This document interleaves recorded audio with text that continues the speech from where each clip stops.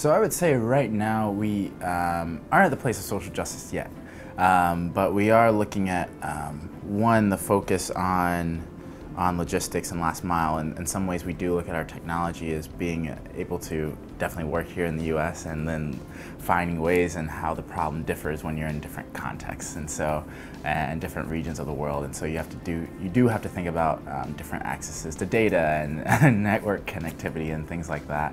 And so within that is something that's exciting, because we do have a lot of different backgrounds and from different places in the world. And so we are looking and thinking about how our technology will scale and we'll be able to go into those contexts. But in some ways we have had to focus now more on the United States, just in the initial phases, just as we are building and getting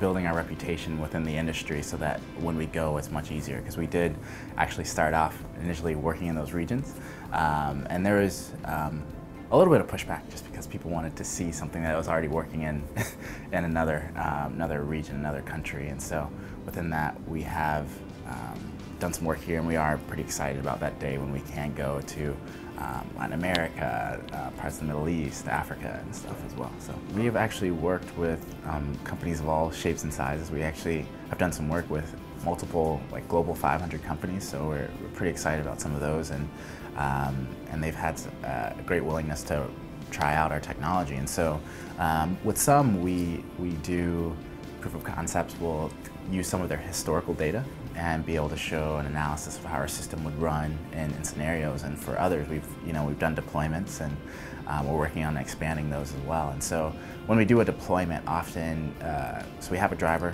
smartphone application for the drivers. We also have an application for the dispatchers, and so they can see, the dispatcher can see what's going on and be able to get access to all this data that we collect and reporting and analytics. And the driver, he gets a schedule on his phone that constantly updates throughout the day.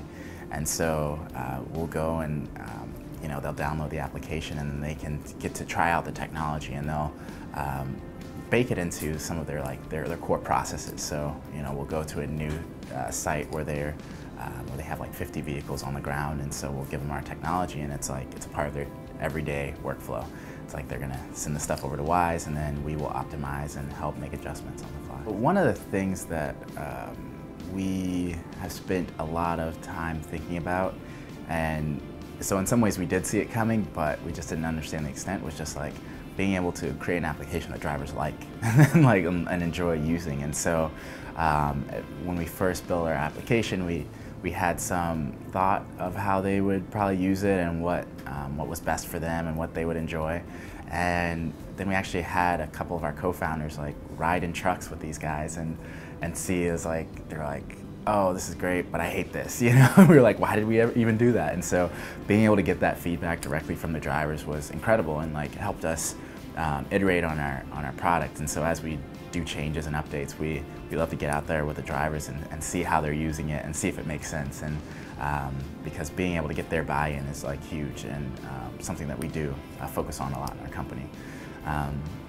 One of the things that I would say that we just had to adjust to with being a startup, and honestly coming from MIT, is just one of the challenges is just the pace of working with large corporate companies. And so it's just timelines are a little different.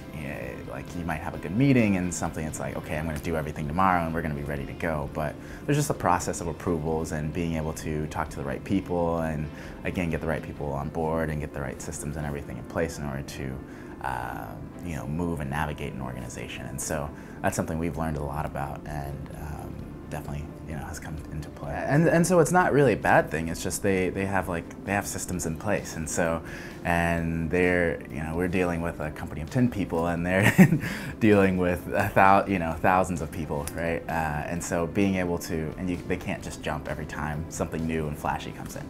And so it's just being able to understand that there are things that need to happen, there are approvals that you have to go through, and so being able to work through and navigate that process and then start to line up the two timelines is something that we spend a lot of time working about and thinking about, and how do we do that well.